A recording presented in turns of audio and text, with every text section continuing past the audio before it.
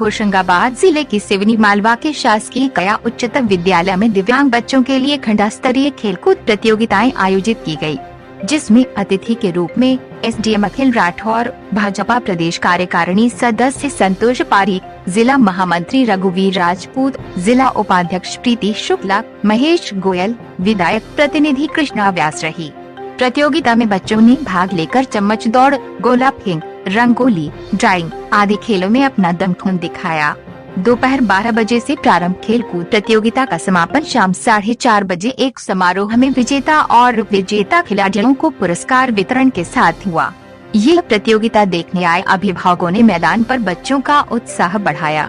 दृष्टि बाधित, श्रवण बाधित और शारीरिक रूप से निशक्त बालक बालिकाओं के लिए अलग अलग वर्ग में खेलकूद स्पर्धा हुई।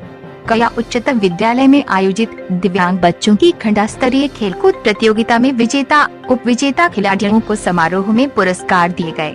तृतीय स्थान पर रहे खिलाड़ियों को सांत्वना पुरस्कार मिला।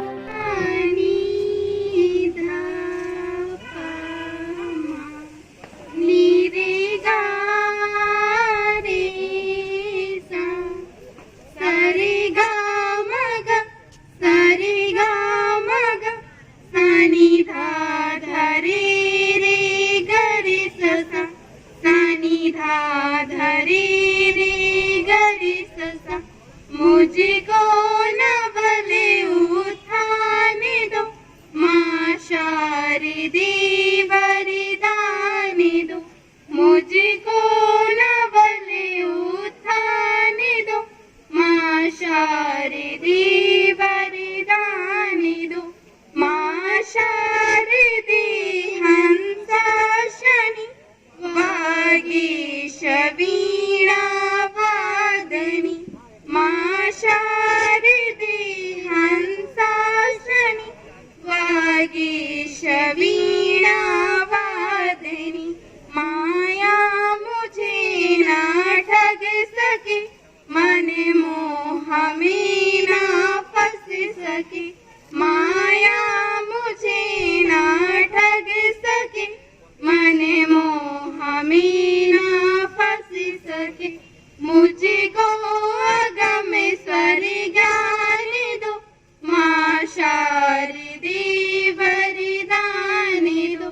मुझको अगम स्वर ज्ञान दो, माँ शारदे वरदाने दो। हो सफल जीवन साधना, तेरी करूं नित प्रार्थना। हो सफल जीवन साधना, तेरी करूं नित प्रार्थना।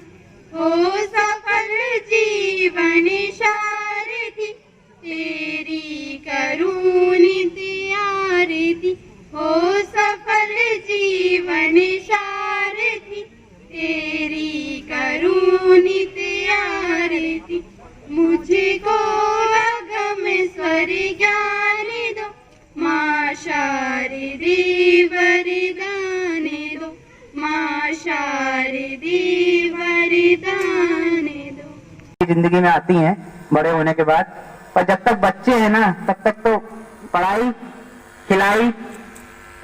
खिलाई और खेलकूद, ये 3 काम करो और 3 काम करके जीवन का आनंद लो बस। और कोई चिंता मत करो भविष्य में हम क्या बनेंगे क्या नहीं बनेंगे। हमको कलेक्टर बनना है, हमको प्रोफेसर बनना है, साइंटिस्ट बनना है, डॉक्टर बनना है। आपको जीवन अपने राह पे ले जाएगा अगर आपने ये 10 साल अच्छे से गुजार लिए, पढ़ लिया आपने, खेल लिया और अच्छे से खा लिया, तो आपका जो आने वाला समय है, आने वाला जीवन है, वो अपने आप संतुलित हो जाएगा। मतलब उसकी कोई फिक्र नहीं करनी पड़ेगी अलग से। आजकल हम देखते हैं कि माता पिता बहुत ज्यादा फिक्र कर रहे हैं। वो पहली क्लास के बच्चों को मारना पीटना शुरू कर देते, तू पढ़ेगा नहीं डॉक्टर कैसे बनेगा, पढ़ेगा नहीं तो कलेक्टर कैसे बनेगा, अरे दौड़ भाई दौड़, नहीं तो खिलाड़ी नहीं बन पाएगा। अरे कुछ मत करो, उसको अपना स्वाभाविक जीवन जीने दो। जो जिस चीज में अच्छा है वो अपने आप दिख जाएगा आपको 2-4-5 साल में। जब अच्छा है अगर अपने आप आगे बढ़ जाएगा, तो बच्चों आप लोगों से यही है, ज्यादा फिक्र मत करो, खाओ पियो खेलो कूदो पढ़ो बस। जो दिव्यांगों का कार्यक्रम है, और यह भी एक सौभाग्य का विषय है कि पूरे क्षेत्र में हमारी सरकार ने अगर बीआरसी किसी को बनाया है तो आपके अपने बीच में दिव्यांग हमारे आदरणीय मेरे छोटे भाई संतोष जी को बनाया है। ये एक प्रेरणा का केंद्र बनते हैं, प्रेरणा का स्रोत बनते हैं, और उनके साथ नीचे जो टीम उनकी काम कर रही है, उनको निश्चित ही जो हमारी नीचे की जो टीम है उनके साथ की, वो कंधे से कंधा मिलाकर उनको साथ दे रही है, तो वास्तव में वो साधुवाद की पात्र है। भाइयों बहनों, जिस प्रकार आपके परिवार में इस प्रकार का भगवान का स्वरूप नर ही नारायण है, ये हम बोलते हैं, तो स्वरूप के रूप में बिटिया ने या बेटे ने, दिव्यांग ने अपने घर में जन्म लिया है। इसी प्रकार मेरे परिवार में भी मेरे बड़े भाई के यहाँ एक ध्रुव नाम का, उसका ध्रुव नाम है उसका, वो भी उसका भी जन्म हुआ है। अभी एक नई थेरेपी चालू हुई है, बॉम्बे में होती है, उसको बोलते हैं स्टेम सेल थेरेपी। वो स्टेम सेल जो है अब तो प्रिजर्व होने लगे, वो प्रिजर्व होने लगे, लेकिन पहले में स्टेम सेल प्रिजर्व नहीं होते थे। और उसके लिए अभी उसमें जो पूरे लगभग हिंदुस्तानी नहीं, लगभग 15-20 देशों से जिनके परिवारों में दिव्यांग जो बच्चे या बड़े होते हैं, किन्हीं कारणों से, अब ये 2 कारणों से होते हैं, ये भी हमको समझना पड़ेगा। पहला कारण ऐसा होता है, जब मां अपने बच्चे को जन्म देती है तो बच्चा रोता नहीं है, वो 2-4-5 मिनट अगर रोता नहीं है, 10 मिनट, तो उसके शरीर में जो ऑक्सीजन पहुंचना चाहिए, क्योंकि मां के पेट से जब अलग होता है, नाभि से वो जुड़ा हुआ होता है, तो उसके शरीर में वो ऑक्सीजन नहीं पहुंचती, और ऑक्सीजन नहीं पहुंचने के कारण जिस क्षेत्र में ऑक्सीजन नहीं पहुंचती वो क्षेत्र अविकसित रह जाता है, और एक इस कारण से हमारे बच्चे जो है वो सामान्य बच्चों से पिछड़ते हैं। दूसरा कारण कि बच्चे को होते से पीलिया हो जाता है, और छोटे स्थानों पर पीलिया की समुचित इलाज की व्यवस्था नहीं है, और वो इलाज की व्यवस्था नहीं होने के कारण हमारे बच्चे जो है वो पिछड़ जाते हैं। इन 2 कारणों से बच्चे जो है वो दिव्यांग हो जाते हैं, कभी मानसिक रूप से, कोई शारीरिक रूप से, कोई अन्य रूप से वो हो जाते हैं। लेकिन निश्चित ही जो माता पिता के घर में ये बच्चे हुए हैं, ये वास्तव में ईश्वरीय बच्चे हैं। इनकी सेवा करना, इनकी सेवा करना, ये वास्तव में परमपिता परमेश्वर के लिए बड़ा आशीर्वाद है। मैं जब ध्रुव को लेकर बॉम्बे गया था, तो वहां पर लगभग 15-20 देशों से उस अस्पताल में बच्चों को लेकर, बड़ों को लेकर वो स्टेम सेल थेरेपी करने के लिए वहां पर लोगों को लेकर आते थे। मैंने भी मेरे बच्चे का, भतीजे का स्टेम सेल थेरेपी कराई, काफी इंप्रूवमेंट हुआ है। मेरी उनसे बात हुई थी कि मैं अपने बच्चे को केवल स्टेम सेल थेरेपी करवा लूंगा तो मेरा बच्चा थोड़ा सा और अच्छा हो जाएगा, लेकिन बाकी बच्चों क्या होगा? तो उसमें लगभग 2.5 से 3 लाख रुपए का खर्चा आता है। तो मैंने वहां के डॉक्टर से बात किया, मैंने साहब 2.5 से 3 लाख रुपए का खर्चा हमारा सामान्य पेरेंट्स जो है वो उठा नहीं सकता, वो बहुत ज्यादा बाहर होता है। तो आप हमको कोई ऐसी बात बताओ जिससे हम हमारे यहाँ के क्षेत्र के जैसे बच्चे हैं, हम उनके लिए कुछ काम कर सके। तो मैंने उनसे, वो डॉक्टर शर्मा है वहां पर, और सौभाग्य इतना अच्छा है कि उनके पिताजी या दादाजी जो है वो इटारसी में रेलवे में उनकी सर्विस रही है। जब वो उन्हें पता मध्य प्रदेश से आए क्या, मैंने कहा साहब होशंगाबाद से, बोले यार इटारसी हुआ, मैंने कहा इटारसी है, बोले साहब मेरे दादाजी ने सर्विस दी है। तो मैंने साहब ये तो अच्छा हो गया, आप तो वहां से जुड़े हुए हैं। तो फिर उनसे मेरी चर्चा हुई, और चर्चा होने के बाद मैंने उनको ये बोला कि साहब हम 1 लाख रुपए मध्य प्रदेश की सरकार से ऐसे बच्चों के लिए इलाज के लिए हम आपको दिलवाने का। मध्य प्रदेश की सरकार ने एक बड़ा निर्णय लिया। जैसे आप जानते हैं कि हमारे मध्य प्रदेश के मुखिया माननीय शिवराज सिंह जी चौहान ने जब से मध्य प्रदेश की बागडोर संभाली है, तब से नए नए कार्यक्रम आयोजित करते हैं। उनके दिमाग में कुछ योजनाएं ऐसी आती है जिनसे समाज में एक अच्छा संदेश जाता है। आपने देखा होगा कि ये निःशुल्क बच्चों का प्रतियोगिता का आयोजन किया जा रहा है। कहीं न कहीं जो बच्चे शारीरिक रूप से और मानसिक रूप से जो निःशक्त विकलांग हैं, इनके मन में कहीं न कहीं इस प्रकार की भावनाएं पैदा ना हो जाए कि हम शारीरिक रूप से कमजोर हैं, इस बात को ध्यान में रखते हुए हमारे मध्य प्रदेश के मुख्यमंत्री माननीय शिवराज सिंह जी चौहान ने इस प्रकार की प्रतियोगिता का आयोजन करवाने का प्रयास किया है और शिवनी मालवा यानी पूरे मध्य प्रदेश में इस प्रकार का आयोजन चल रहा है। इससे हमारे जो प्रतियोगिता जो छात्र हैं इनके मन में कहीं वो भावना नहीं बढ़ जाए कि हम मानसिक रूप से विकलांग हैं। इसके लिए सरकार इस प्रकार का प्रयास कर रही है और मैं उनके सभी पालकों से, उनके माता पिता से, बच्चों के साथ जो उनके अभिभावक के रूप में जो यहाँ पर आए उनसे मैं आग्रह करना चाहता हूं कि आपने अभी कुछ ही दिन पहले आईएएस और आईपीएस की जो परीक्षा हुई है वो ढेर सारी प्रतियोगिता होती रहती है।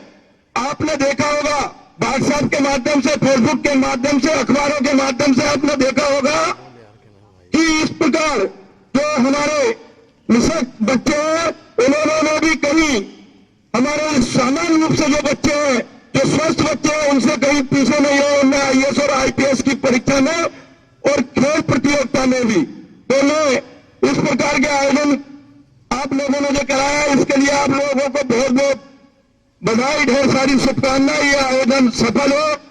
सरकार पूरी तरीके से हर बच्चे के साथ है, भले वो सामान्य हो चाहे दिव्यांग हो। फानूस बनकर हिफाजत जिसकी हवा करे, वो समा क्या बुझे जिसे रोशन खुदा करे। जिन बच्चों को आज भगवान ने ऐसा बनाया है उनके शारीरिक क्षमता में कुछ कमियां हैं तो उनके लिए भी भगवान ने कुछ अच्छा ही सोचा होगा। ऐसी में उनके अभिभावकों से, माता पिताओं से आशा रखती हूँ कि हम अपने बच्चों को कभी ये एहसास ना कराएं बार बार कि तुमसे ये नहीं बनेगा, तुम विकलांग हो, क्योंकि उसमें हम तो कहते हैं मगर बच्चों पर बहुत गलत असर उस बात का होता है। हम उनको हमेशा प्रेरणा दें, उनके प्रेरक बने, क्योंकि माँ बाप से अच्छा प्रेरणा देने वाला कोई नहीं होता। कहते हैं कि माँ सबसे प्रथम गुरु होती है, टीचर तो बाद में गुरु होता है।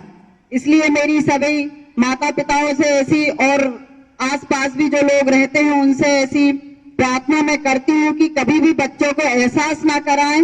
और हमने हमारे देश में जैसे अभी भैया ने बोला बहुत देखे हैं, मैं तो ये कहती हूँ अभी कुछ समय पहले जिला पंचायत में एक सीओ आए थे होशंगाबाद में, उनको दोनों आंख से नहीं दिखता था, तिवारी जी।